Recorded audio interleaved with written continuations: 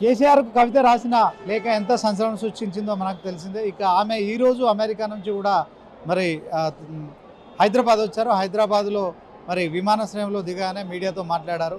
ఇక మరి గత 2 రోజులుగా కూడా ఆమె తండ్రికి రాసిన లేఖ విషయంలో మరి మీడియాలో వస్తున్న కథనాల ప్రకారం అయితే ఇక ఆమె లేఖ తానే రాశానని కూడా మరి మీడియాతో మాట్లాడుతున్న సందర్భంలో చెప్పారు.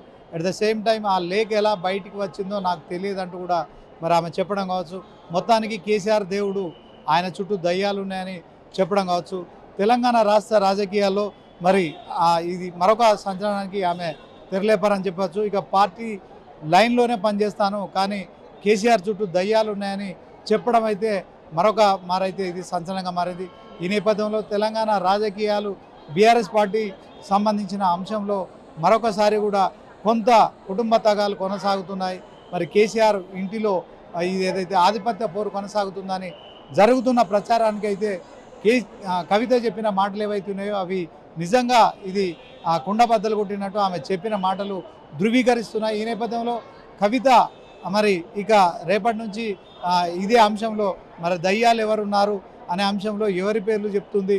సో ఆమె దయ్యాలని చెప్పడంలో మరి ఆయన అంతరంగికులు ఎవరైతే ఉంటారో మరి ముఖ్యంగా ఆయన దగ్గర ఉండే వాళ్ళంతా కూడా మరి ఎవరున్నారో ఆ దయ్యాల విషయంలో మరి ఎవరి పేర్లు చెప్తుంది అనేది ఒక సస్పెన్స్ అయితే కొనసాగుతుంది. సో తెలంగాణ రాష్ట్ర రాజకీయాల్లో బీఆర్ఎస్ది ఒక ప్రత్యేకమైన పాత్ర. మరి కేసీఆర్ ఉద్యమ నాయకుడిగా కావచ్చు, తెలంగాణ తొలి సీఎంగా కావచ్చు, 25 సంవత్సరాలు ఏకఛత్రాధిపత్యంగా ఆయన పార్టీలో అడ్మినిస్ట్రేషన్ చేశారు. ఆ రకంగా ఏ ఒక్కరు కూడా మరి ఆయన లైన్ దాటి మాట్లాడలేదు. మరి మొట్టమొదటిసారి ఏదైతే రజతోత్సవ సభ వేడుకలు ఏవైతే మరి ఘనంగా నిర్వహించామని బీఆర్ఎస్ పార్టీ చెప్పుకుంటున్న నేపథ్యంలో కేసీఆర్ కూతురు కవిత స్వయంగా కూడా మరి తండ్రికి లేఖ రాయడం అయితే తెలంగాణ రాజకీయాల్లోనే కాదు ఇక బీఆర్ఎస్ పార్టీలు కూడా కలకలం రేగాయి.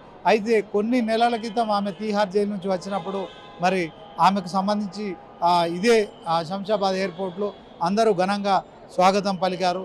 మొత్తానికి అప్పుడు అన్న కేటీఆర్ ఉన్నారు, బావ హరీష్ రావుతో పాటు అందరూ కూడా ఆమెను రిసీవ్ చేసుకోవడానికి వచ్చారు. ఇప్పుడు ఆమె ఆ పెద్ద కొడుకు ఏదైతే డిగ్రీ కంప్లీట్ చేసిన తర్వాత అమెరికాలో చదువుతూ డిగ్రీ కంప్లీట్ చేసిన తర్వాత ఈ యొక్క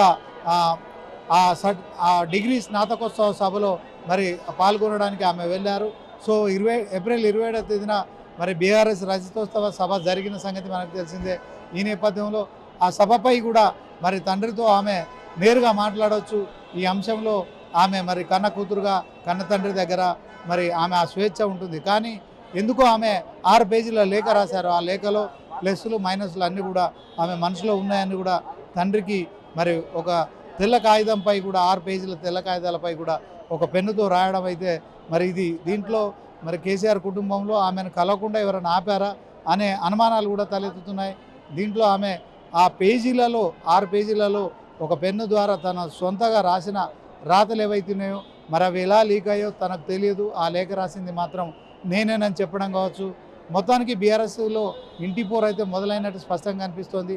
అయితే ఆమె చేసిన ఏవైతే మైనస్లు ప్లస్లు ఉన్నాయో వాటి విషయంలో ఇది బీఆర్ఎస్ పార్టీలో కూడా కొంత ప్లస్ మైనస్కు దారి తీస్తుంది. దీంట్లో ఎక్కువ మైనస్ అయ్యే పరిస్థితి కనిపిస్తుంది. ఈ నేపథ్యంలో తెలంగాణ రాష్ట్ర రాజకీయాల్లో బీఆర్ఎస్ పార్టీ అయిపోయింది అని చెప్పి కాంగ్రెస్ బీజేపీలు ఆరోపిస్తున్న నేపథ్యంలో కవిత లేఖ అయితే సంచలనంగా మారింది.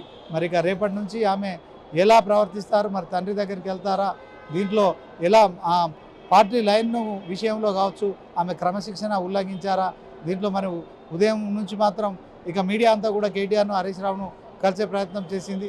ఇది మా అంతర్గత విషయమేనని కూడా వాళ్ళు చెప్తున్నట్టు ఆ ప్రచారం జరుగుతున్న నేపథ్యంలో మరి ఒక్కోసారి ఆమె విమానాశ్రయంలో శంషాబాద్ విమానాశ్రయంలో మరి కేసీఆర్ దేవుడు ఆయన చుట్టూ దయ్యాలు ఉన్నాయని చెప్పడంలో మాత్రం ఇది మరొక సంచలనానికి తెరతీసింది అనడంలో ఎలాంటి సందేహం లేదు. మరి ఇక్కడ తాజా పరిస్థితి. కెమెరా పర్సన్ నీరజ్తో శ్రీనివాస్, మెగా 9 టీవీ, శంషాబాద్ విమానాశ్రయం నుంచి.